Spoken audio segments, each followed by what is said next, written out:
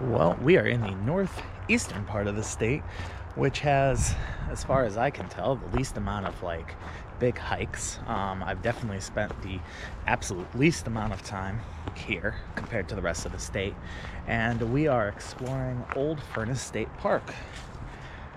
Looked like online it's a pretty easy trail, doesn't take long, but goes along some cliffs that have a bunch of unmarked trails where everybody was complaining they're getting lost. So should be a pretty good view when we get there, over two different ponds, and apparently a small waterfall I saw in some photos.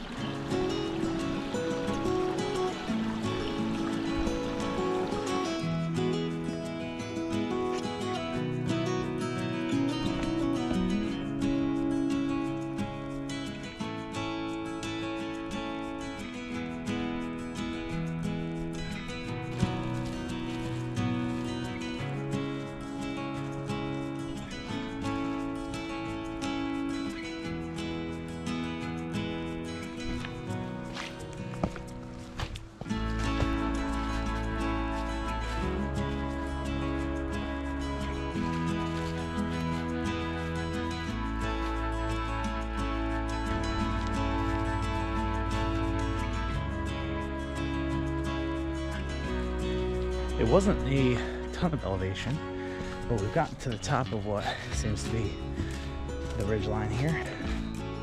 And we got our first glimpse of the old furnace pond. Now we are looking for the unmarked trails still on the blue so that we can go down to the cliffs and get the really good view. It shouldn't be too much further ahead. It's not a huge park.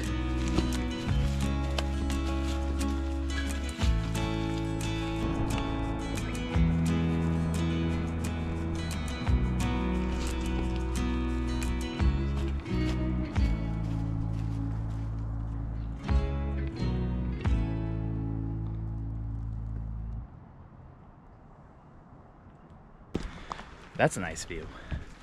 We're heading to the second cliff.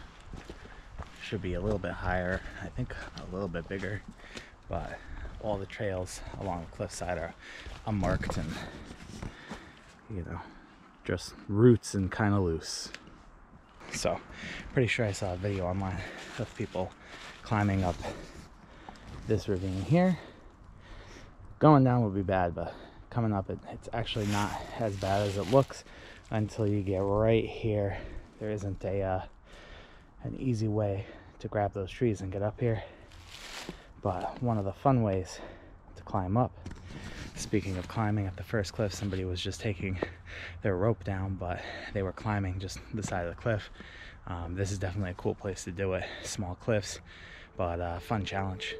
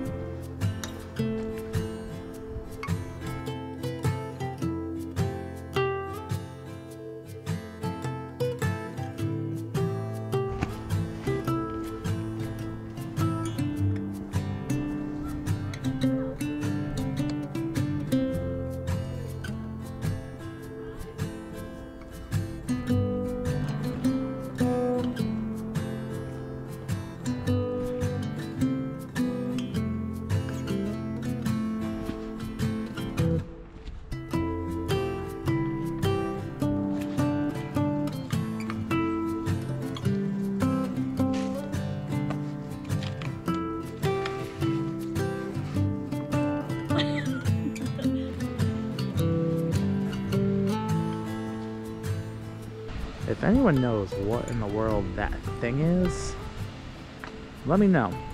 Comment below, because I don't have a clue. So that thing must be some sort of drain from Ross Pond over into Old Furnace.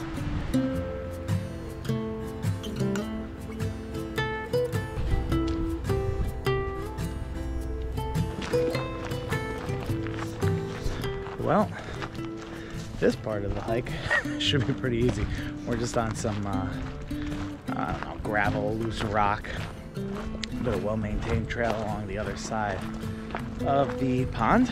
We thought that we had heard a waterfall near the beginning, so we're definitely going to try to go down that little side trail and see if we can find that.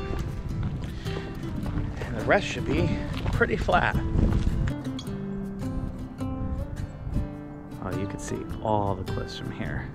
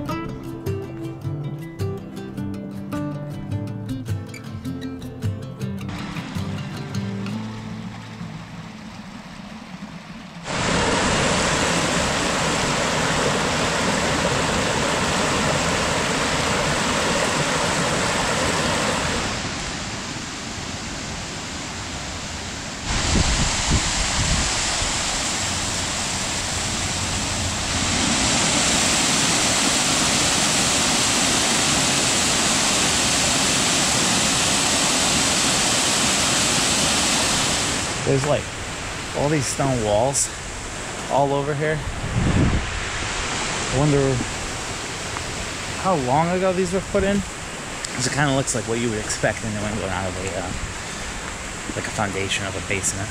But two weekends in a row, two unnamed waterfalls. Let's go to an actual named waterfall that's pretty huge. We are off to Cargill Falls.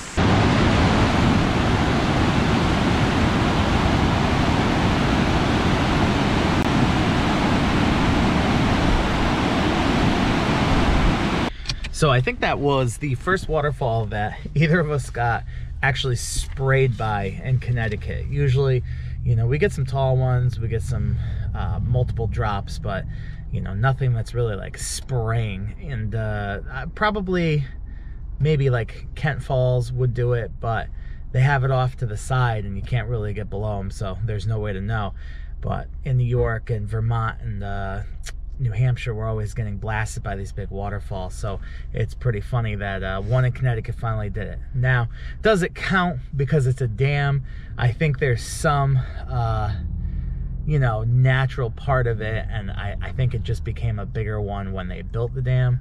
But you know, does it count towards a waterfall? I don't know, but it's pretty impressive nonetheless. We are starving, so we're gonna head off and get some dinner now.